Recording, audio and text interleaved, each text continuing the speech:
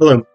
So in this video, we're going to talk about Alice Roberts' show, Royal Autopsy. Just the first season. That's the only one I've seen. As far as I can tell, through my streaming services, I don't have access to the second season, so I'm looking at season 1, which has 2 episodes. An autopsy of Charles II, the Merry Monarch, and of Elizabeth I, often regarded as one of England's greatest monarchs. So, what's the premise of the show? Basically, no one is 100% sure how these monarchs died. They each had sort of protracted periods of illness, but their doctors at the time were not able to properly diagnose them for various reasons. And even if they had properly diagnosed them, that those diagnoses wouldn't necessarily hold up today. For instance, Elizabeth I was she was sort of diagnosed with melancholia, which is not really a disease now. There are different types of melancholia in the early modern period. The closest thing that we would have today as a sort of diagnosis would be something like depression, clinical depression. But typically you don't die of clinical depression. So it was not clear what killed her. And the idea of Royal Autopsy is that Alice Roberts and Brett Lockyer, who's a pathologist, they investigate what happened to these monarchs. It's an interesting show. It's an interesting idea, right? These sort of retrospective attempts to diagnose what famous historical people died of. It's really, really popular with certain segments of historians, archaeologists, pathologists, etc., etc. The show itself is striking for a number of reasons. So the idea of sort of scientific historical investigation I actually really like. I like that idea of the sort of interdisciplinarity of we're doing historical research on the symptoms experienced by these monarchs, the treatments given to them, although in Elizabeth's case she actually refused treatment, which maybe somewhat complicates the issue, but Charles II underwent tons and tons and tons of treatments. As his health declined, his doctors just sort of threw everything they could think at him, even things that they themselves didn't believe would work, etc., etc. So we've got those. We got again the symptoms they experienced, the treatments, if any, that they were given, the historical and medical context of the time, all these things. So you got the historical side, and then you've got a forensic, medico-forensic side of things, where they construct a facsimile of the corpse itself, right? They create a very, very detailed looking fake corpse that is intended to represent the body of the dead monarch, and then Brett Lockyer, who is again a pathologist, performs an autopsy on it to investigate the internal and external signs to discover what killed these monarchs. I really like that ethos of blending science and history, blending STEM and humanities, in part because that kind of interdisciplinary blending, that interdisciplinary work, really strengthens the ability to come up with a good hypothesis about what has occurred. I'll come back to that though. So,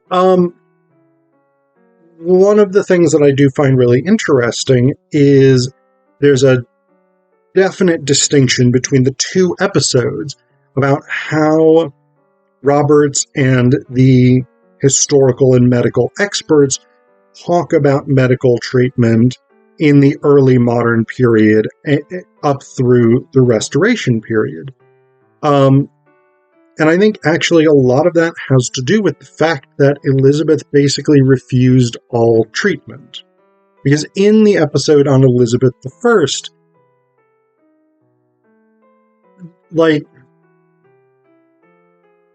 Roberts distinctly says, when they're in the segment of the episode where they're talking about melancholia as a diagnosis in the early modern period, and how that sort of aligns with different types of personalities, but also mental health issues that we know today. Because there's not just depression, clinical depression. There's not just that in melancholia. There's like the melancholia of the lover. There's the melancholia of the poet. Things like this, where these are personality types associated with particular ways of being in the world.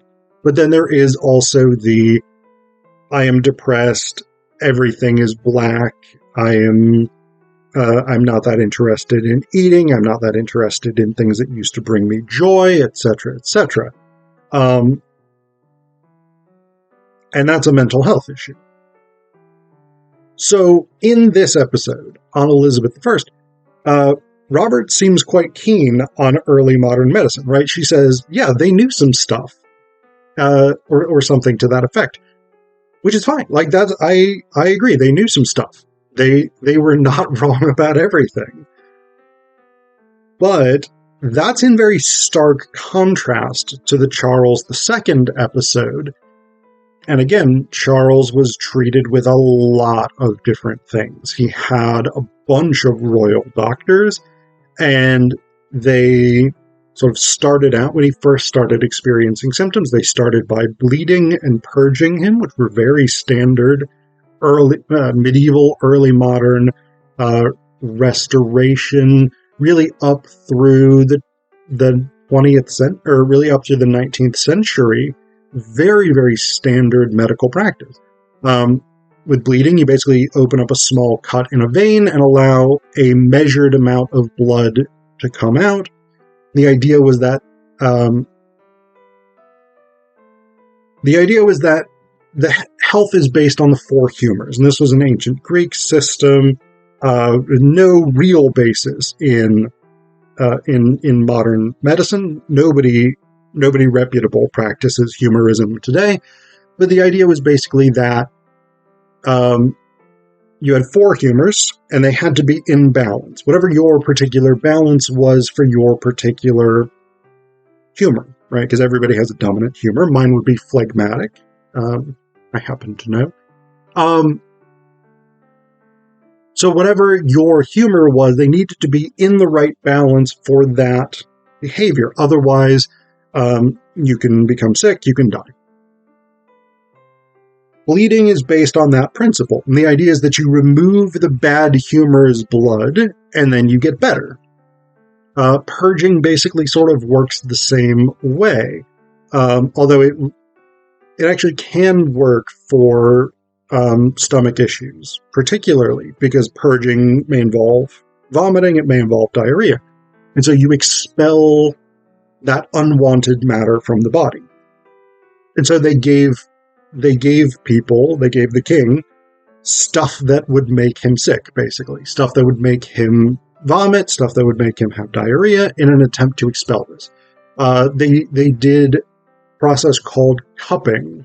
And on the facsimile of the body, you could see along the shoulder, there are these round red circular marks. And basically what you do is heat a cup up, heat up a small glass sort of jar thing, you put it on the skin, and as it cools, it sucks the skin. You wouldn't do it on the palm of the hand, but you might do it on the arm. So put a cup on there, and as it cools, it sucks the skin. It basically creates a hickey. It's a bruising technique.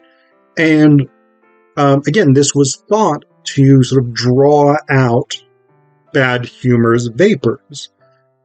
They put caustic and heated stuff on his forehead. Basically, the principle of Restoration era and before medicine seemed to be you do some physical damage, and that somehow corrects whatever is wrong internally. It's not actually as nonsensical as it seems. There is some validity to the idea that if you can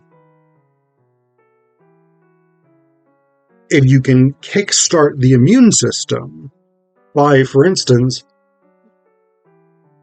physical injury or something like this, that may actually strengthen the person's ability to respond to an illness. It's not a great medical technique, but there is some basis to it. But the point here ultimately is that in the Charles II episode, they're like, this is all just insane fucking nonsense. And like a ton of people say this. Alice Roberts says this repeatedly.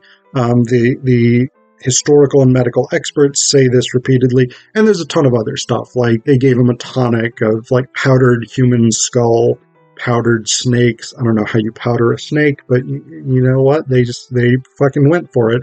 And all these different things. And there's no medical basis to it from today's medical scientific perspective. That's totally fine. I accept that. But they're very, very down on Restoration era medicine in the Charles II episode, and Roberts is kind of praising their diagnostic abilities in the Elizabeth I episode. So there's a big disconnect there. But I actually think the most striking and perhaps important thing about the show is the way that the science is done. And I put that in scare quotes because it is a weird technique, right? They are purporting to be investigating the deaths of these monarchs, right? So normally, now bear in mind, I am not a medical person, I'm not a pathologist, I'm not a scientist, but normally, when you are doing an autopsy on someone in an attempt to figure out how they died, you are investigating. You are pursuing a question you do not already have the answer to. In this case, that's actually not what's happening, because they have constructed these facsimiles of the bodies. I mean, probably not Roberts and Lockyer, probably somebody on the production team, but somebody for this show has produced these fake bodies, which means that every element within that fake body is something that they have chosen to put in there. So, for instance, they determined that Charles II probably died of